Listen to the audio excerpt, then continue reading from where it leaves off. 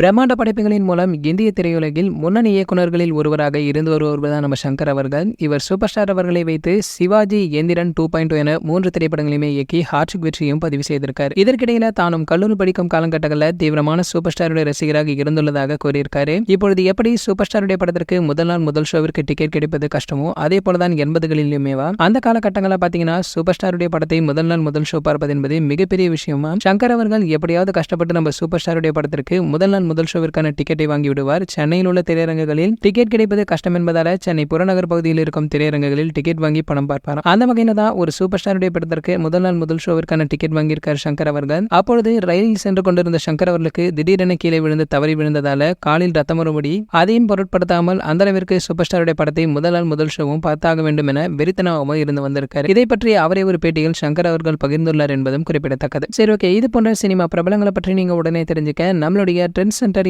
நம்ம சேனலை சப்ஸ்கிரைப் பண்ணிக்கங்க. பக்கத்தில் உள்ள பெல் ஐகானை கிளிக் பண்ணிட்டீங்கன்னா நீங்க நம்ம வீடியோவை மிஸ் பண்ணாம பார்க்கலாம்.